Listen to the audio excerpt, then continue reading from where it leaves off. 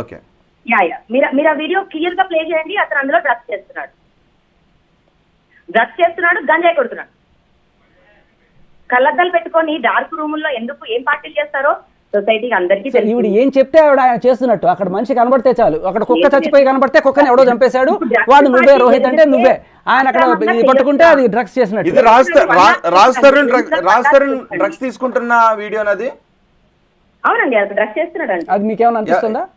అక్కడ ఏమైనా కనిపిస్తుందా? మిగతా వాళ్ళందరూ అక్కడ డ్రగ్స్ తీసుకుంటున్నారు, దాంట్లో రాస్తారని ఏం పనండి? అక్కడ డ్రగ్స్ అని ఎలా చెప్పారు? అది ఆవిడ చెప్తే అక్కడ డ్రగ్స్ తీసుకుంటున్నాడని ఎలా చెప్పారు?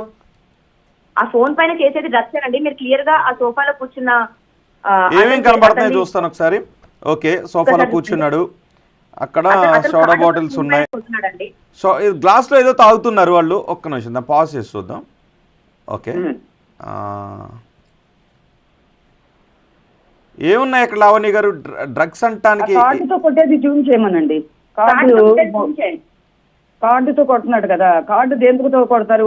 శేఖర్ భాష కదా చాలా సార్లు చెప్పాడు కార్డు వాడుతున్నారని. ఓకే శేఖర్ భాష, ఒకసారి ఈ వీడియో చూస్తే నాలెడ్జ్ లేదు.